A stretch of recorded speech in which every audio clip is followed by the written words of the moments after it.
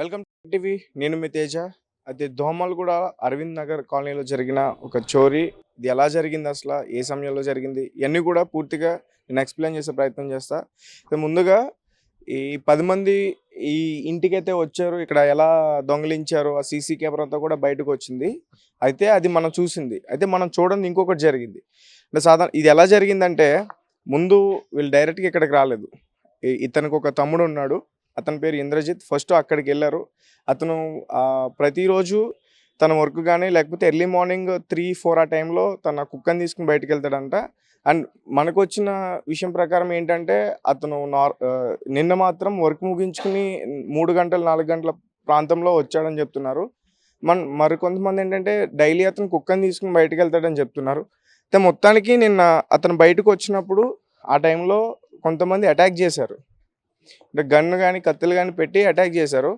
And వాళ్ళ ఇంటికి వెళ్ళారు. ఇంటికి వెళ్ళిన తర్వాత వాళ్ళ ఇంట్లో బంగారం ఏం లభించలేదు. అయితే తన భార్య మెడలో ఉన్న గొలుసు కానీ, అలాగే వాళ్ళ పిల్లల దగ్గర బంగారం కానీ, అలాగే ఒక ఐప్యాడ్ అని చెప్తున్నారు, క్లారిటీగా తెలియదు, ఒక ఐప్యాడ్ అయితే తీసుకున్నారని చెప్తున్నారు.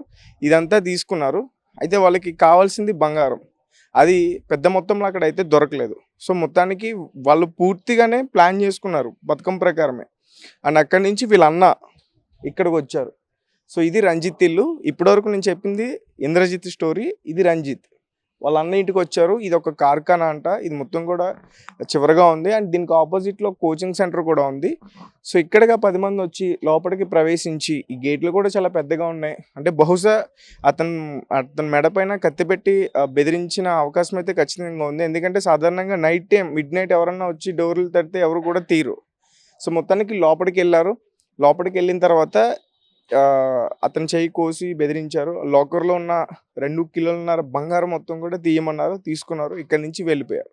అయితే నాకేమనిపిస్తుందంటే, ఇక్కడ డైలీ దాదాపు 40 మంది 50 మంది ఎంప్లాయీస్ వర్క్ చేస్తారంట. అంటే బయట నుంచి ఏమైనా బంగారం వస్తువులు ఆర్డర్స్ వస్తే వాళ్ళందరూ కూడా ఇక్కడే తయారు చేస్తారు, ఇక్కడి నుంచి తీసుకెళ్తున్నారు అని చెప్తున్నారు. అండ్ వీళ్ళకి చిక్కడపల్లిలో కూడా ఒక కార్ఖానా ఉందంటున్నారు. అండ్ ఇది కూడా ఒక కార్ఖానే.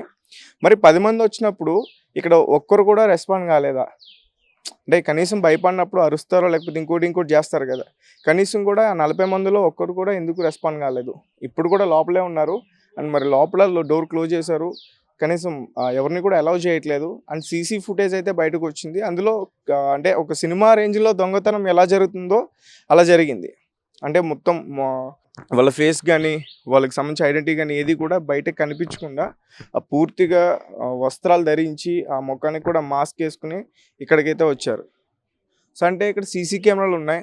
అండ్ ఇంకొకటి, బయటకి ఆల్రెడీ ఎలా వచ్చారు, ఎలా వెళ్ళారు అనే ఒక ఫుటేజ్ అయితే వచ్చింది. అండ్ నేను విన్నది ఏంటంటే, సీసీ ఫుటేజ్ సంబంధించి ఒక హార్డ్ డిస్క్ కూడా వాళ్ళు ఎత్తుకెళ్ళిపోయారు అని చెప్తున్నారు. అంటే ఇవన్నీ విన్న తర్వాత నాకేమనిపిస్తుంది అంటే, కొంచెం ఇది ఇక్కడ ఏదైతే జరిగిందో దొంగతనం వెనకాల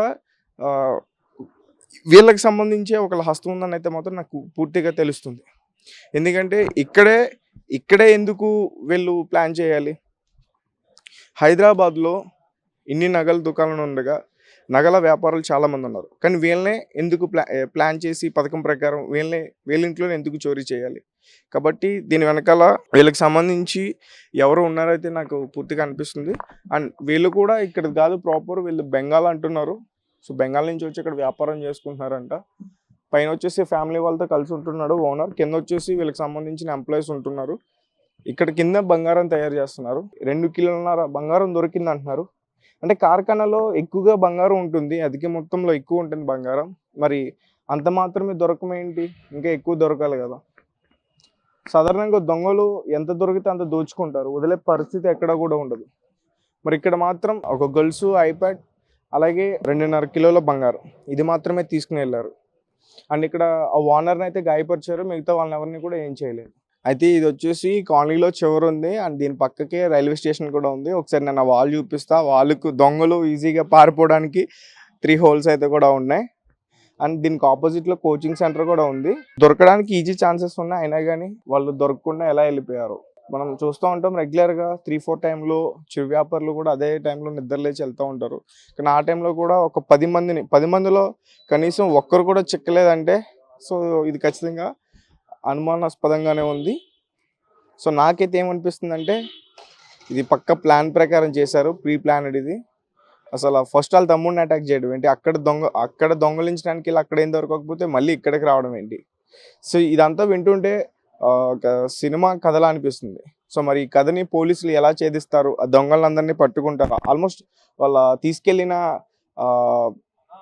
ఏదైతే తీసుకెళ్ళిన లైఫ్ ఫైట్ దాన్ని ట్రేస్ చేస్తే పాత బస్తీలో ఉన్నట్లు కూడా, ఆ సిగ్నల్స్ పాత బస్తీలో వచ్చినట్లు కూడా పోలీసులు గుర్తించారు. అక్కడ కూడా గాలింపు చర్యలు చేస్తున్నారు. సో మొత్తానికి వాళ్ళని పట్టుకునే ప్రయత్నం అయితే చేస్తారు. సో చూద్దాం 10 మంది ఎవరు, ఏ ప్రాంతానికి చెందిన వారు, ఎక్కడ వారు.